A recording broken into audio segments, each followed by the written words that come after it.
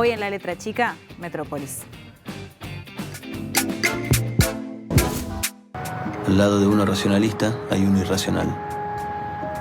Al lado de uno estilo francés hay otro sin ningún estilo. Probablemente estas irregularidades nos reflejen perfectamente.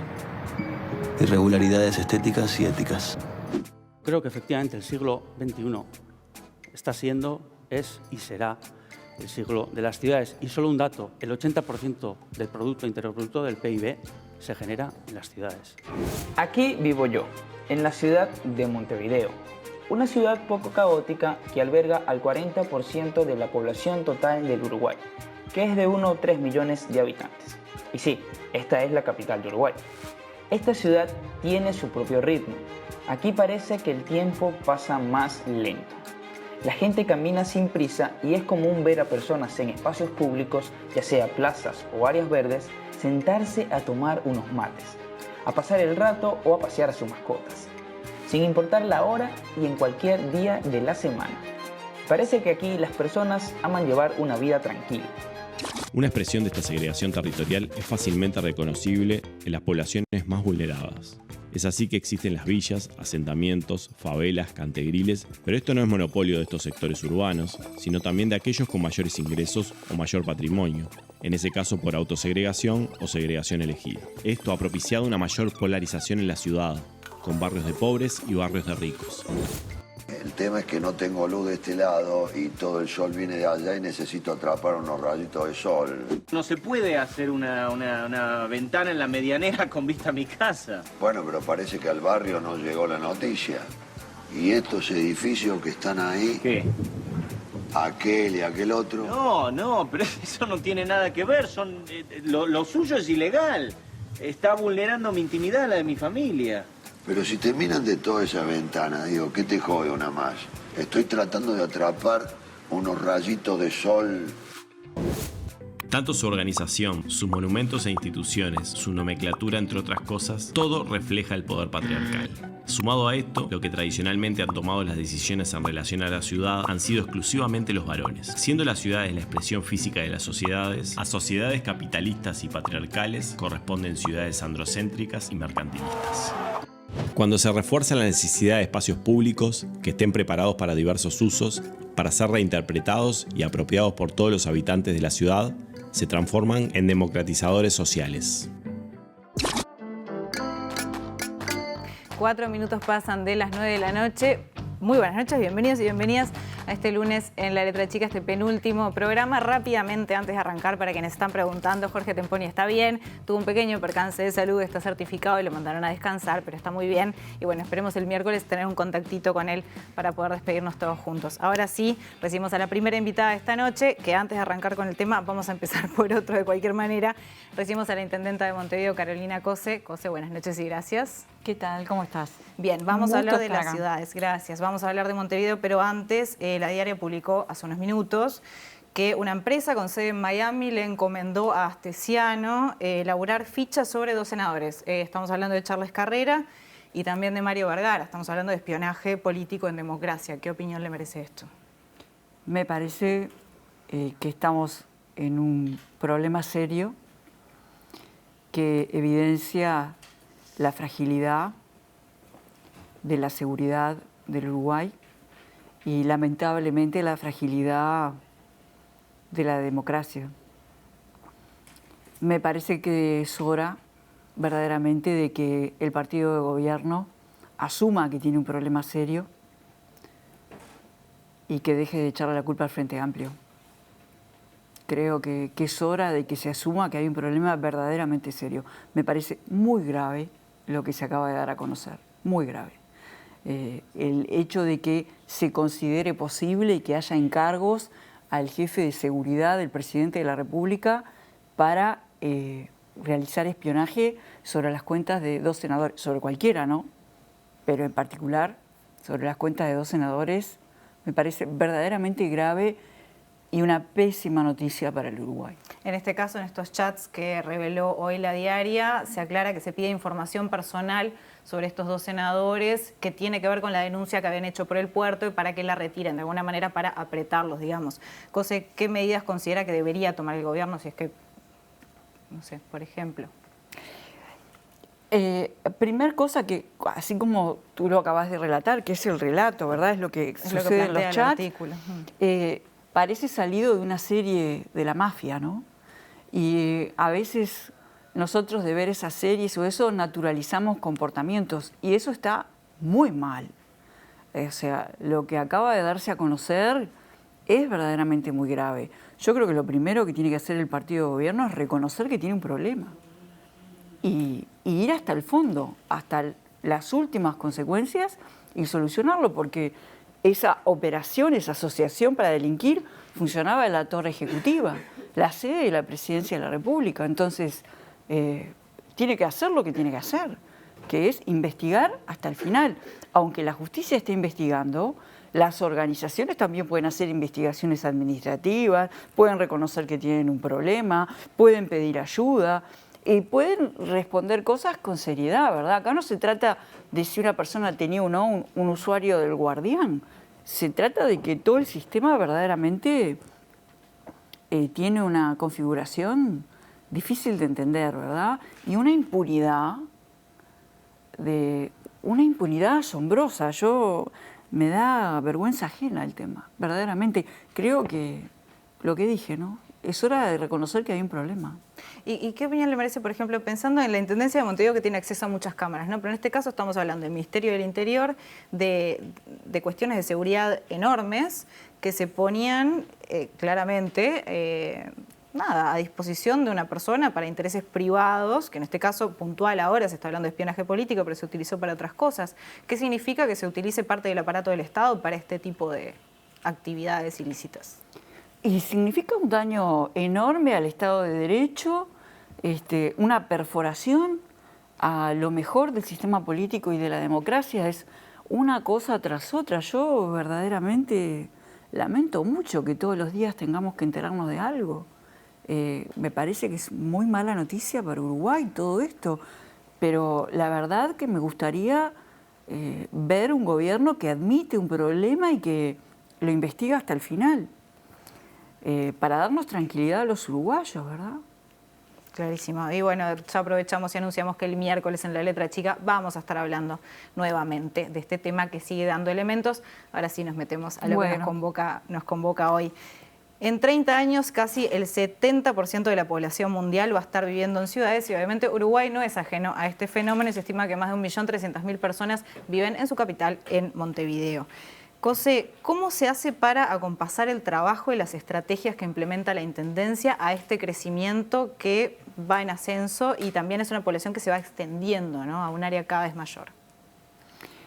Bueno, es así, la mayor concentración de población en el mundo está en las ciudades y eso es un fenómeno absolutamente reconocido. Lo interesante de esto es que hay algunas escuelas. Por ejemplo, recuerdo un libro de Edward Glaser que se llama El triunfo de la ciudad y que más o menos dice que justamente por eso quizás la esperanza de muchas soluciones que el planeta necesita están en las ciudades. Porque si tengo la mayor concentración de población ahí, bueno, es dable pensar que determinadas soluciones para proteger el ambiente deben tener en las ciudades un puntal importante. Y lo que hacemos en Montevideo es muchas cosas, ¿no? Estamos implementando una estrategia ambiental profunda, con varios proyectos andando al mismo tiempo, no solo con la parte de recolección de residuos, sino también trabajando un cambio cultural que está sucediendo. Cuando las personas nos mandan 237.000 WhatsApp en un año, indicándonos contenedores que tienen basura a su alrededor, de alguna manera están participando en la solución del tema y la Intendencia lo soluciona en menos de 2 horas y le responde. Esa forma de trabajar para nosotros es muy importante porque es una nueva forma de participación en la implementación de una solución. Pero también estamos realizando trabajos muy difíciles. Desde hace unos 9 meses estamos trabajando muy fuerte en la erradicación de basurales. Montevideo tiene un cinturón de cientos de basurales, muchos de ellos asociados en una correlación 1 a 1 con los cursos de agua. Y la Intendencia viene desarrollando desde enero de 2022, después de haber hecho un estudio con el BID en el 2021, un trabajo cuerpo a cuerpo de erradicación y de remediación.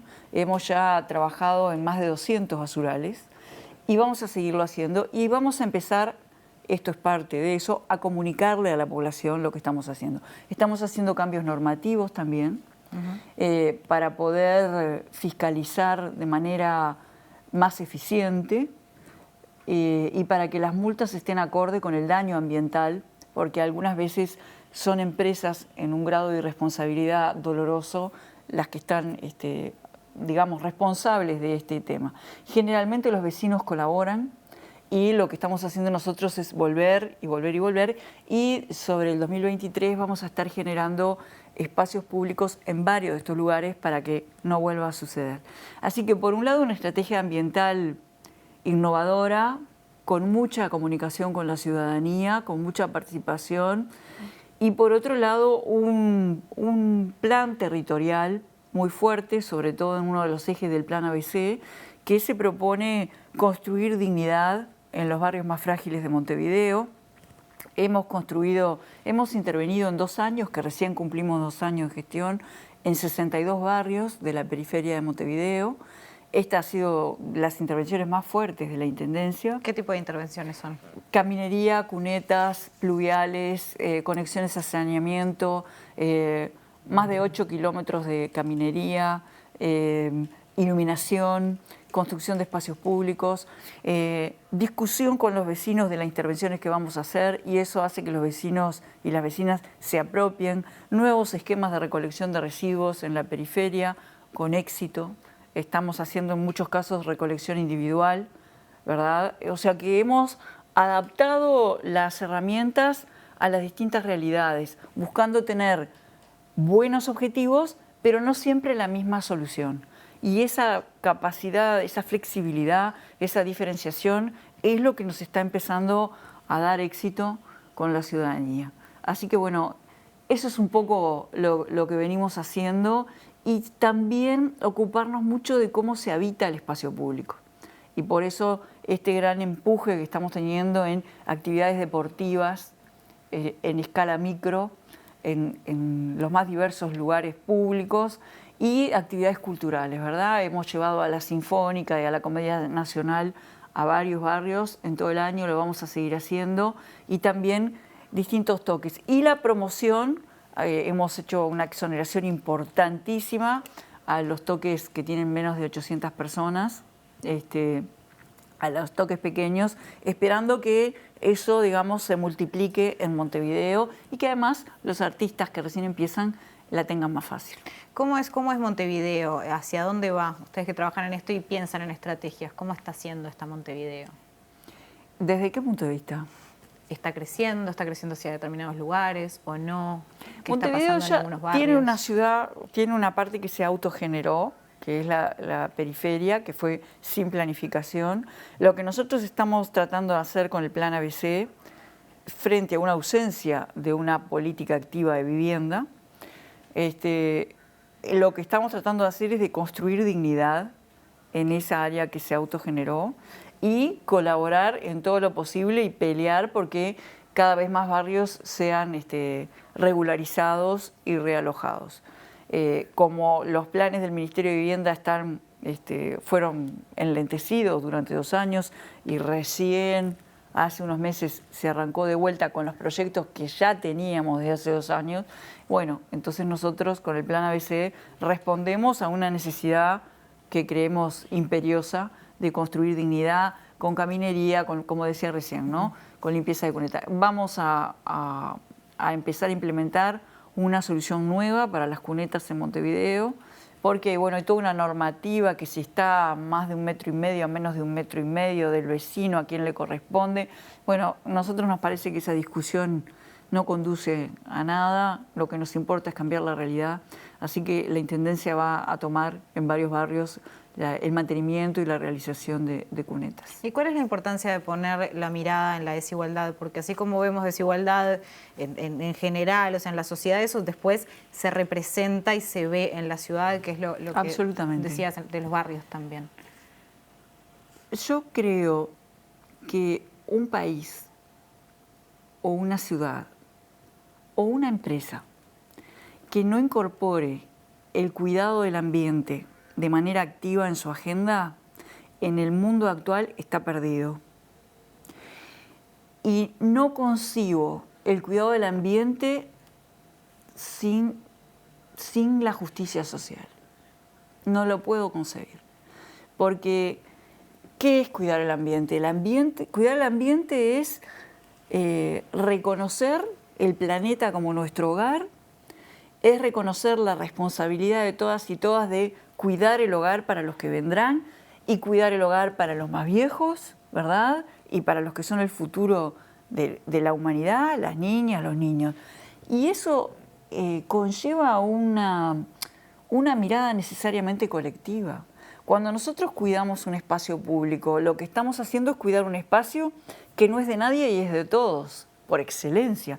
Es el espacio de la convivencia, de la cosa colectiva, de la democracia, el rol que tuvieron los espacios públicos durante la pandemia, que fueron el alivio. Bueno, eso es el espacio público, el alivio compartido, el lugar de esparcimiento. Y por eso para nosotros es tan importante cómo se viven, por eso insistimos tanto con la cultura en los espacios públicos y con el deporte. Entonces, no existe justicia ambiental sin justicia social, y en momentos en que el planeta está amenazado por el cambio climático, eso no queda lejos. En enero vivimos 2 horas de lluvia que representaron lo mismo que un mes y medio. En 2 horas llovió lo que en un mes y medio. ¿Y eso qué hizo? Acercó los problemas de la ciudad. Entonces, un basural que está en un barrio periférico, como tenemos por suerte muchas corrientes de agua, en realidad está cerca de todos nosotros en era de cambio climático. Entonces, nos tiene que importar a todas y a todos toda la ciudad, ¿verdad? Una ciudad es un organismo, entonces no se puede prescindir de partes del organismo, y por eso hay que tener en cuenta temas de inclusión. Por eso para nosotros justicia ambiental es con inclusión social. ¿Y eso en qué se traduce? Por ejemplo, este servicio por el WhatsApp 092-250-260 lo realizan personas que antes trabajaban con la basura, que pasaron a formar parte de un programa de inclusión social, que tienen su motocarro, que tienen su empleo formal y que pasan a trabajar por el ambiente. Entonces, nosotros estamos implementando trabajos genuinos de inclusión social para el ambiente. Entonces, como que todo es a varias bandas. En lo que refiere al ambiente, el año que viene, en 2023, Montevideo va a ser la capital verde iberoamericana. ¿Qué representa esto, justamente? Bueno, presenta un reconocimiento y un desafío y una oportunidad. Primero, lo entendemos como un reconocimiento a la estrategia nuestra de Montevideo Más Verde, que hemos dado a conocer en el mundo. Un desafío porque nos va a poner en la vidriera, digamos, y bueno, ahí todo lo que sea colaboración internacional, colaboración nuestra con otras ciudades y también compartir con otras ciudades, y una oportunidad porque verdaderamente las experiencias que hemos compartido con las demás ciudades del mundo en la pandemia han sido buenísimas, ha habido mucha colaboración, mucho aprender de los demás, y eso se continúa ahora. Y bueno, y representa de vuelta una oportunidad de que Montevideo muestre su responsabilidad ambiental, pero también de que se ponga a disposición de las demás ciudades y que también nos pongamos a aprender de lo que se hace en las demás ciudades. Y además mañana arranca una nueva cumbre, es una nueva cumbre de Mercociudades en Montevideo. Sí. El lema de este año es Ciudades Amigas y Ciudades Más Verdes. ¿Qué es lo que va a aportar Montevideo? Son 3 días, ¿no?, de encuentros al menos. Sí, son 3 días, quiero decir que es una cumbre muy importante, donde van a participar 70 ciudades de Argentina, Bolivia, Brasil, Chile, Perú, Ecuador, Venezuela. Verdaderamente es una cumbre importante, unos 40 intendentes, unas 250 personas. En esta cumbre Montevideo asume la presidencia de Mercociudades y los temas que se van a tratar son innovación, sustentabilidad y cuidados, que es todo parte de lo que estábamos hablando, ¿no? Se llama ciudades amigas, ciudades más verdes, levantando el concepto de amistad, de colaboración, de cuidado, cuidar a las personas, cuidar el ambiente, cuidar la democracia. Y en ese marco, la política de sostenibilidad ambiental, y en ese mismo marco, la invalorable, imbatible herramienta de una innovación activa, ¿no? Montevideo tiene un rol importante en innovación abierta, con una intensa política de transparencia y de abrir datos. Tenemos una actividad de apertura digital enorme, un observatorio de datos abiertos pujante, donde hemos construido información y publicado lo que se llaman datasets.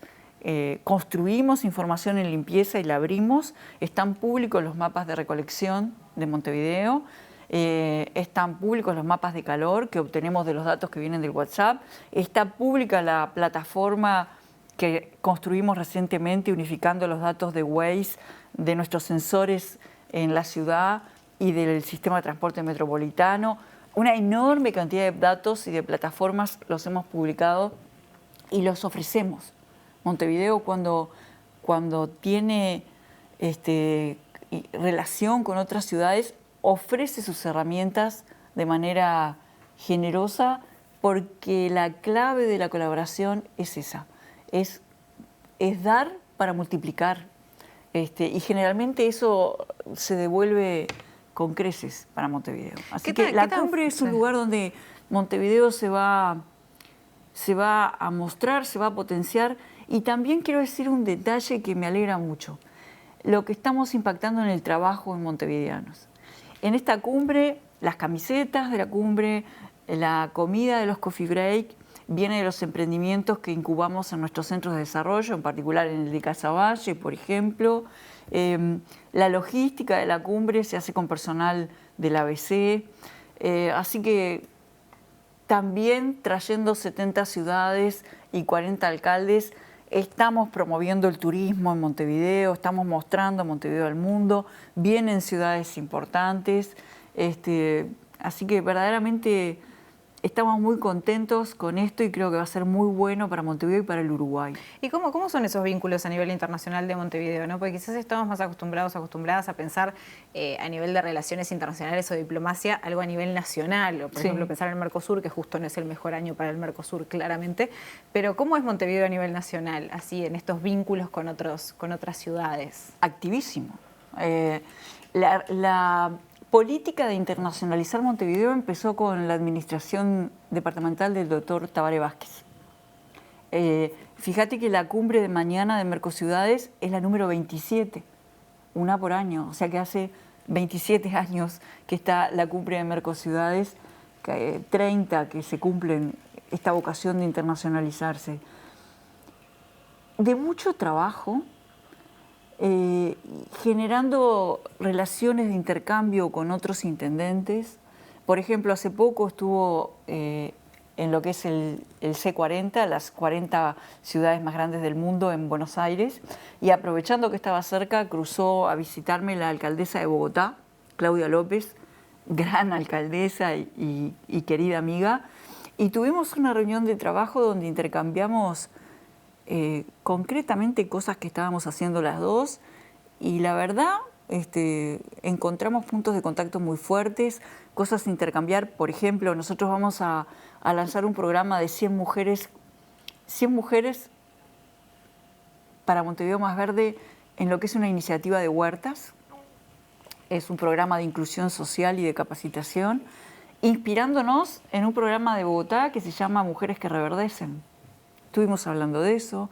Vamos a iniciar en uno de los centros nuestros, seguramente el Crece de Maroñas, una política de poner lavarropas y secadoras para que las mujeres del barrio que quieran puedan ir y lavar su ropa ahí, con determinadas condiciones. Y eso lo hacemos inspirados, preocupados por el cuidado, por las que cuidan, preocupados por dar cobijo a eso, y como producto de una conversación con Claudia de Bogotá. Y así el intercambio es muy fuerte con todos los intendentes.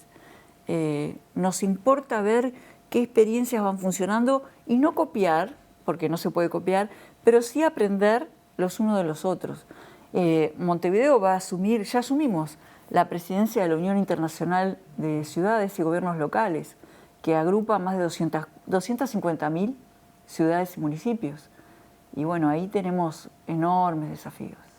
Cuando hablamos de la Intendencia, se habló de vivienda, de trabajo, por ejemplo, durante la pandemia. Obviamente siguió toda la cuestión de ollas. ¿Qué tanto impacto, en realidad vendría a ser cuál es el límite que puede tener el gobierno departamental en temas tan grandes cuando no hay un gobierno nacional que esté acompasado en las políticas que implementa? El límite que nosotros tenemos, obviamente, es presupuestal. Nosotros tenemos una enorme responsabilidad con el bienestar de montevideanas y montevideanos y no podemos mirar para otro lado cuando vemos que hay gente que está pasando hambre o cuando de un liceo nos piden que colaboremos. Si podemos colaborar con la merienda porque los estudiantes están con hambre. Empiezan a ver que hay ausentismo porque no se come. Entonces, nosotros tenemos ese límite y tratamos de hacer todo lo que podemos, por eso el plan ABC. Pero al mismo tiempo, yo creo que resolviendo los problemas de Montevideo, nosotros tenemos que generar oportunidades. Resolviendo el tema de la basura alrededor del contenedor, nosotros generamos trabajo. Resolviendo darle una vida más a los objetos que la gente desecha, como, no sé, un ropero, una heladera. Nosotros generamos un programa Montevideo Integra que les da una segunda vida y que genera trabajo para gente que antes era clasificadores. Entonces, tomando nuestros propios problemas y tratando de resolverlos en conjunto con la ciudadanía, generar oportunidades reales y comunicar, ¿verdad? Tenemos que comunicar mucho porque acá, al final del día, todo es cultura. Todo. Entonces yo creo que de a poco estamos empezando a lograr ese cambio cultural que nos hace ver al ambiente como un tema de todos, pero también como una oportunidad. Yo creo que cuando un vecino nos manda un WhatsApp porque hay un contenedor desbordado y después se le devuelve la foto con el contenedor limpio, no es desbordado, porque no están más desbordados, están con basura. Cuando le devolvemos la foto, yo creo que ese vecino o vecina es un agente ambiental muy valioso para nosotros. Le estamos dando un lugar en una tarea que es de todos.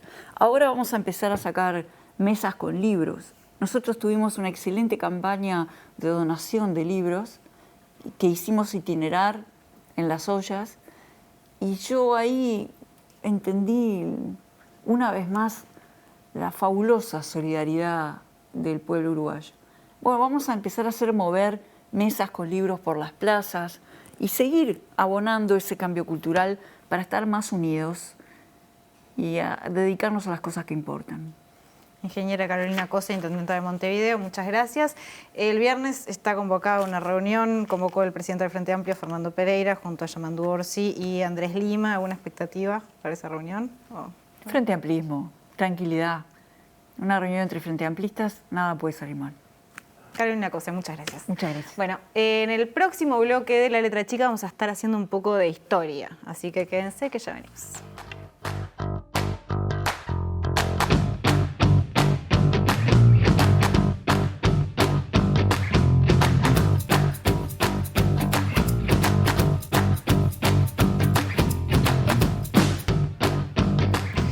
A intentar entender por qué es que terminamos viviendo en ciudades y para eso recibimos a Lucio de Sousa, quien es magíster en Ordenamiento Territorial y Desarrollo Urbano y docente de la Facultad de Arquitectura de la Universidad de la República y para el final, lo más importante, arquitecto. Bienvenido, Lucio.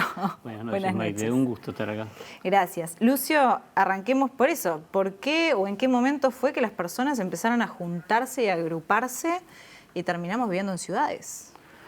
Bueno, la verdad que el agrupamiento de ciudades es muy antiguo, ¿no? En general hay un acuerdo más o menos de que por allá por 3.000 años antes de Cristo ya se empezaron a formar las pequeñas ciudades Pero claro, no las ciudades que tenemos ahora, ¿no? Eran otra cosa, por supuesto, mucho más chicas, más relacionadas con temas que tienen que ver con el agrupamiento por temas de intercambio también. El mercado es una cosa que tiene mucho que ver con la formación de las ciudades. Es decir, en las rutas que se cruzan empiezan a agruparse la gente para intercambiar, como anclajes. A intercambiar mercadería en general. Eso es una de las cuestiones que hacen un poco a la formación de las ciudades. Y eso generaba igual, me imagino, también problemas, porque más allá de que la cercanía brinda soluciones, también genera problemas. Si pienso 3.000 años antes de Cristo, pero en el saneamiento igual es mucha gente, si hay mucha gente en un lugar. Sí, por supuesto, los temas de salud siempre fueron un problema en la medida que las poblaciones se empiezan a agrupar. Y de hecho, el cambio más grande que tienen las ciudades probablemente sea en la edad moderna, digamos, ¿no? Revolución industrial, siglo XIX, ¿no? XVIII, es cuando ya las poblaciones empiezan a crecer en dimensiones tales que en las condiciones básicas de ausencia de infraestructuras que había, bueno, eso provoca problemas gravísimos, pestes, enfermedades, ¿no? Mucha muerte, ¿no? Dificultades terribles que hacen que las ciudades tengan que revisar sus condiciones y sobre todo planificar infraestructuras. ¿Y qué se vio ahí cuando hubo, no sé, pienso por ejemplo en el cólera, o qué se cambió ahí, qué clic se hizo de alguna manera? Bueno, ahí se empezó a entender, digamos, las grandes aglomeraciones humanas como un artefacto con una enorme complejidad, ¿no? Donde los temas de salud pasan a ser importantes. Y resolver esos problemas es lo que se empieza a hacer como una parte sustancial de la tarea de los gobiernos, ¿no? Y para eso empieza, ahí es cuando podríamos decir que emerge o surge o cristaliza, digamos, la disciplina del urbanismo, ¿no? ¿Qué vendría a ser el urbanismo? Bueno, es una disciplina, digamos, compleja, uno diría que es interdisciplinaria, ¿no? Donde intervienen sociología, economía, arquitectura, por supuesto, biología, geografía, en fin, un conjunto de saberes, ¿sí?, que estudian a las ciudades como objeto de estudio y que tratan de promover soluciones para los problemas que tienen, que son, como vos decías, muy graves, ¿no? La aglomeración de gente siempre hace que emerjan un tipo de problemáticas que hay que enfrentarlas, ¿no? ¿Y cómo se enfrentan esas problemáticas cuando, lo decíamos en el primer bloque, ¿no? Son crecimientos exponenciales, muchas veces han sido crecimientos rápidos que se dan en determinado momento, pienso en Latinoamérica, creo que fueron por los 80, que muchas personas pasaron, ¿por dónde? Sí, más o menos mediados del siglo, 50, 60, hay una explosión brutal. ¿Y por qué hubo esa explosión y cómo se hace cuando no da el tiempo para pensar en una estrategia, para pensar en una planificación? ¿Cómo se va de atrás? Sí. A ver, primero, es claro que la explosión de las ciudades se da también porque en realidad las ciudades tienen una cosa positiva, ¿no? Nosotros vemos todos los problemas de las ciudades y es obvio, es natural que lo veamos así porque tratamos de tener mejores condiciones de vida para la gente, pero en realidad si uno compara la vida de las poblaciones antes de las ciudades modernas, en general es bastante peor. O sea, la ciudad también es un lugar donde se pueden satisfacer un montón de requerimientos, un montón de demandas, no solamente de temas sanitarios, también de temas culturales, ¿no? En definitiva, la aglomeración humana en ciudades es algo positivo, ¿no? Más allá de los problemas que tienen. En Latinoamérica, yo te decía, en los años 50 hay una explosión, sobre todo por la llegada de población de los medios rurales a las ciudades, ¿no? Que va acompañando los procesos de modernización y de industrialización. Eso en Uruguay capaz que no nos damos tanto cuenta porque Uruguay siempre fue un país muy urbano, ¿sí? Pero otros países de Latinoamérica pasan de tener 30% de población viviendo en ciudades a 70, 80. Nosotros actualmente tenemos casi un 90 y algo por ciento de población urbana. Casi no tenemos población rural. Y en ese sentido, ¿cómo es Montevideo? ¿Cómo la ven Montevideo ustedes que estudian este tema?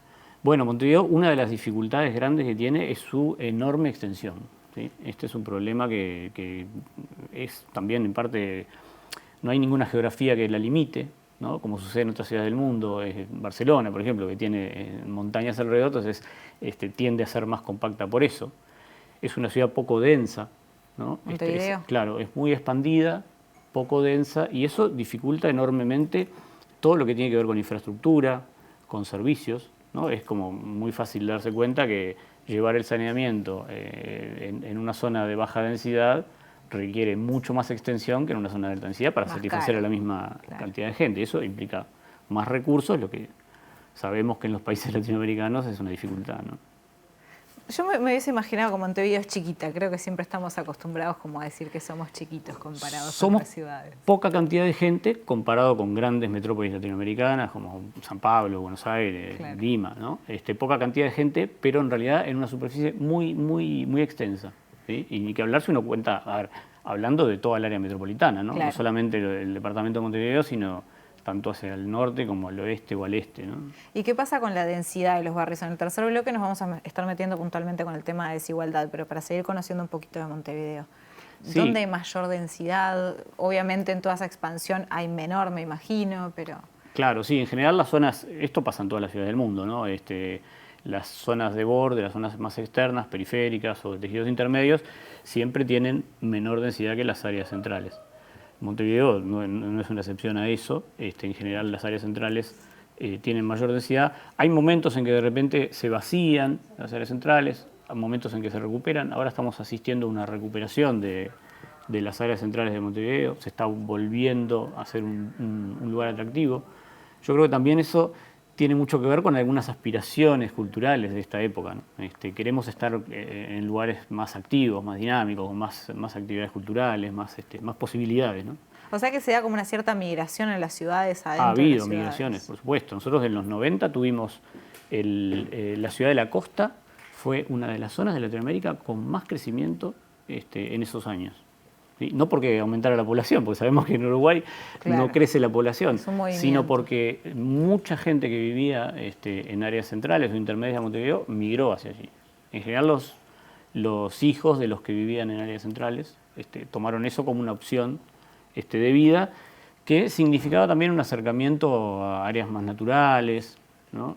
Ahora hay como una cultura que está volviendo al interés por los centros, ¿no? Por las zonas más diversas, con más población, ¿no? Claro. ¿Y cómo nos determina la ciudad en la que vivimos? ¿Nos determina de alguna manera como personas o como vivimos o como somos? Sí, nos determina. Es una pregunta interesante, porque estamos muy acostumbrados a ver que nosotros transformamos las ciudades, pero no nos damos cuenta tanto como las ciudades nos transforman a nosotros, claro, ¿no?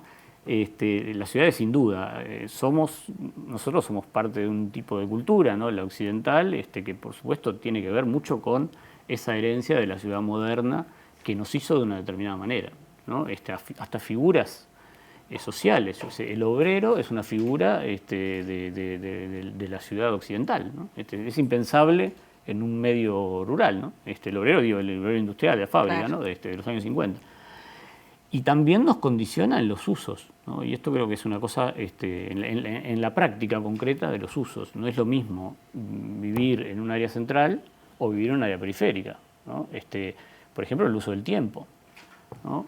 Moverse de un área periférica y que llegar a tu trabajo te lleve 1 hora y media en el transporte público, no es lo mismo para tu uso del tiempo y las posibilidades que tenés del aprovechamiento del día y de la semana que moverte en la cercanía, ¿no? Eso es una dificultad que hace que los grupos que viven en determinados lugares tengan una manera de utilizar su tiempo que no tienen otros, ¿no? Eso habla un poco de lo que... Vamos a hablar en el próximo bloque de la desigualdad. ¿Y se da eso también de que se dice de que las ciudades fueron pensadas para hombres blancos con autos, por ejemplo? Sí, sin duda. Y no fueron pensadas desde un lugar de una mujer que camina con un carrito de bebé, por ejemplo. Y sin duda, porque, a ver, esta disciplina, el urbanismo de la que hablábamos hace un ratito, es una disciplina que es también un producto cultural, ¿no?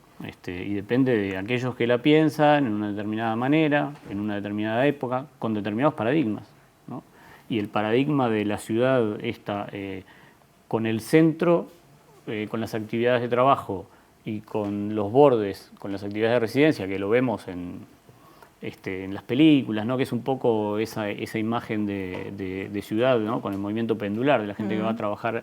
Esto está condicionado culturalmente, ¿no? Es evidentemente un modelo que de alguna manera en Uruguay, también en Montevideo en particular, lo hemos abrevado bastante a partir de los 90 para acá, ¿no? Esta idea de irse a vivir al suburbio y trabajar en áreas centrales, que después tiene la consecuencia de las horas de desplazamiento y las dificultades muchas veces del tráfico también, ¿no? Que la gente que quiere ese modelo de vida tiene que asumir en su cotidianidad, ¿no?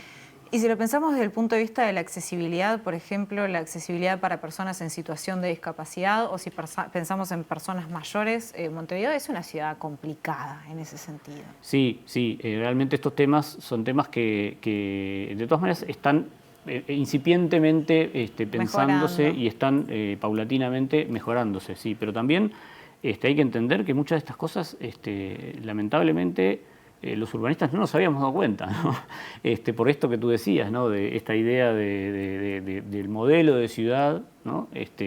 Occidental, digamos, identificado con el hombre rubio, ¿no? Que es el que trabaja, Blanco, y la que mujer trabaja, maneja, claro, sí. trabaja, maneja, y la mujer que se queda en la casa, ¿no? Entonces, este tipo de problemas que evidentemente pasan a ser parte de nuestra agenda no desde hace demasiado tiempo, lamentablemente, ¿no?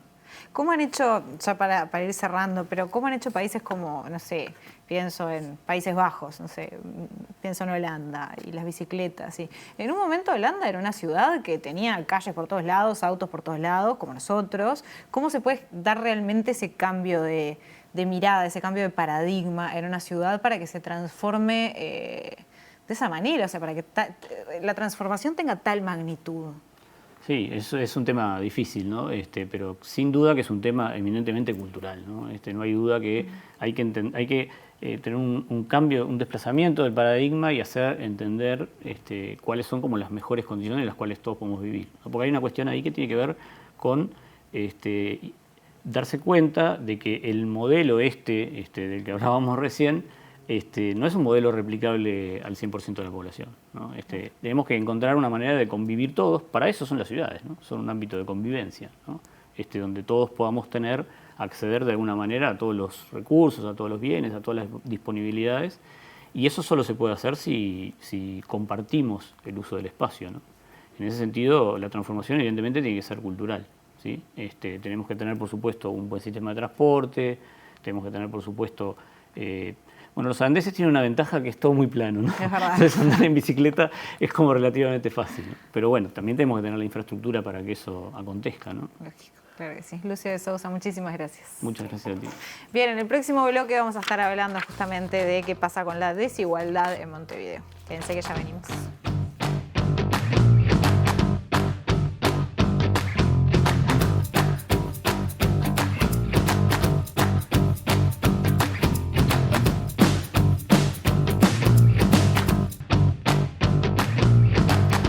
Como tendencia, muchas ciudades han ido desarrollando a la par enclaves de pobreza y a la vez enclaves de riqueza. Y para hablar sobre este tema, en este tercer y último bloque de La Letra Chicas, que recibimos a Beatriz Rocco. Beatriz es trabajadora social, magíster en Planificación Territorial y Gestión Ambiental, también docente del Departamento de Trabajo Social de la Facultad de Ciencias Sociales de la Universidad de la República y asesora del municipio de Casi me quedo sin poder respirar. Bienvenida.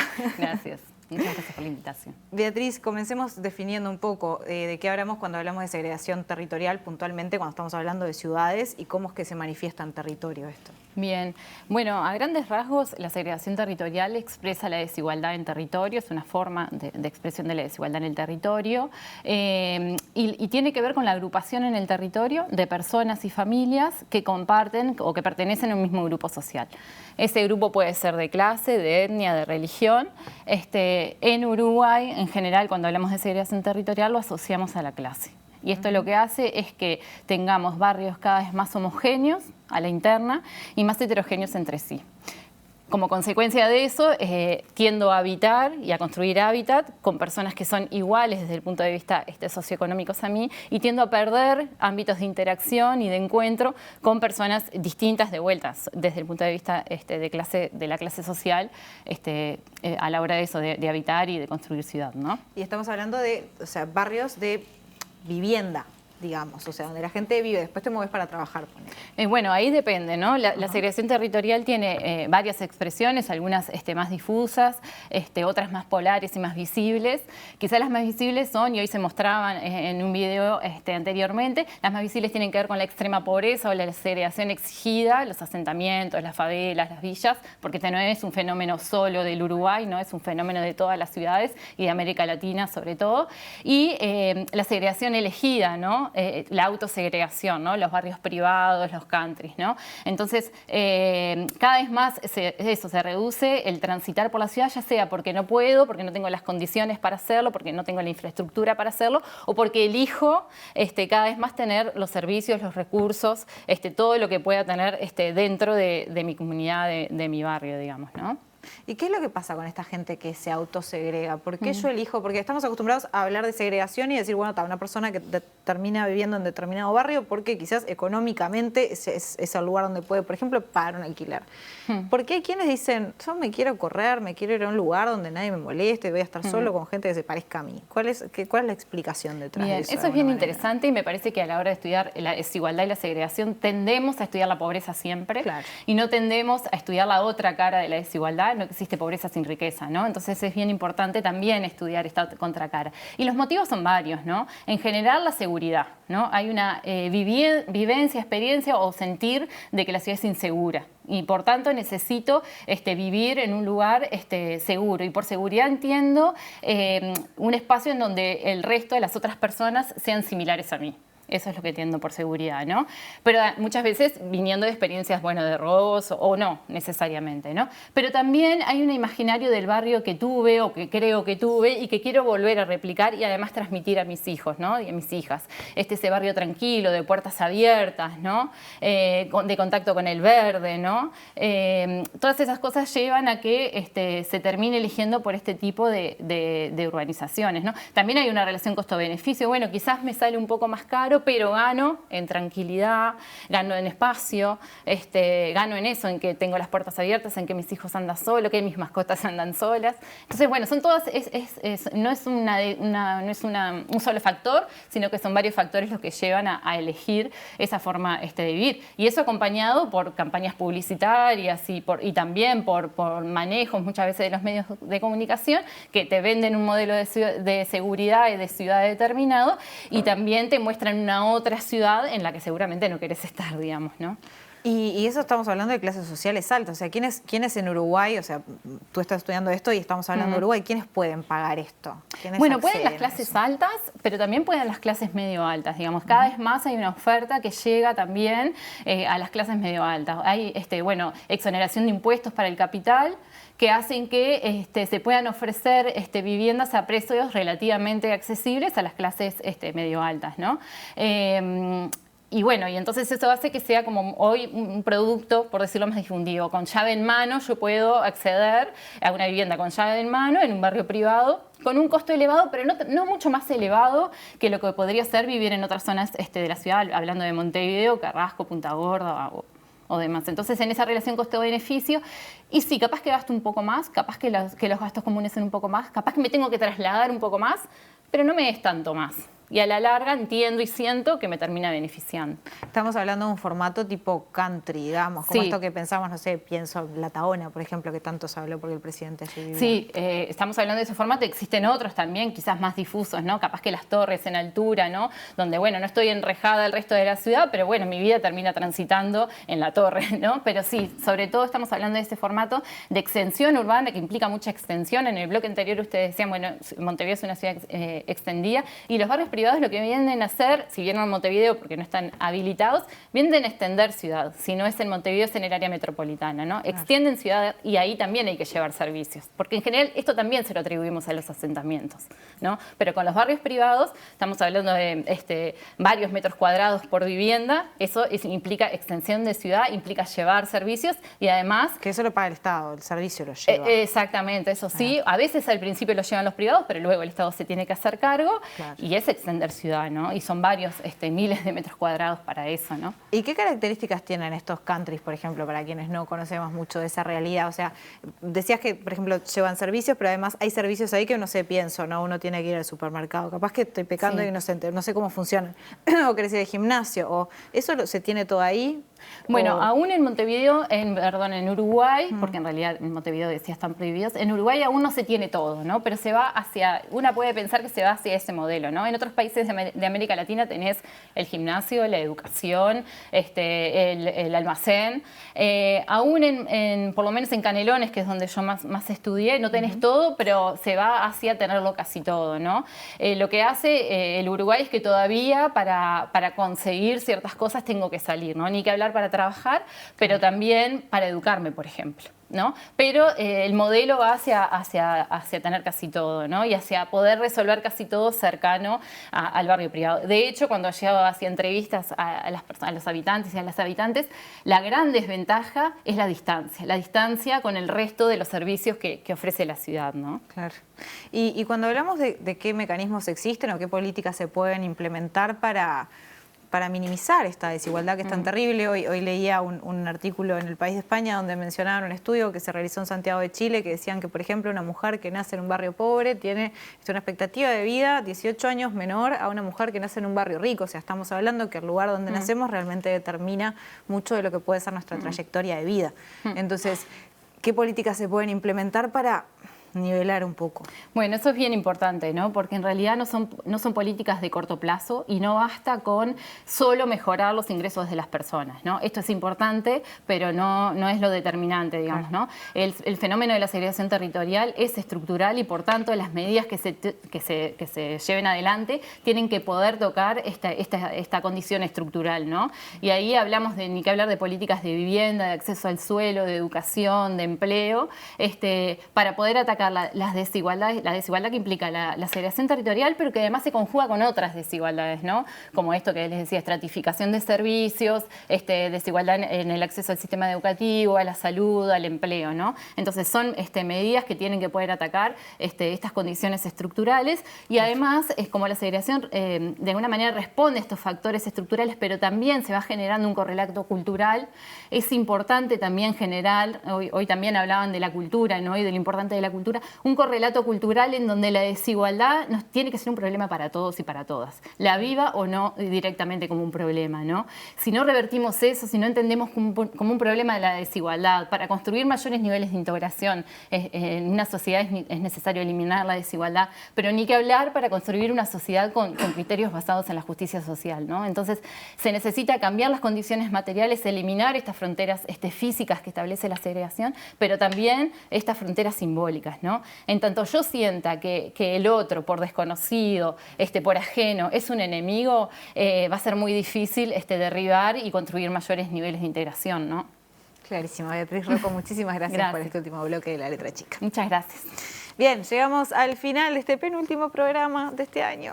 Y bueno, les cuento que se viene Línea de 3 en la pantalla de TV Ciudad y nosotros mañana no vamos a estar porque juega la NBA, pero volvemos el miércoles. Ya les conté que venimos con el tema de Astesiano, hay mucho pescado para vender ahí.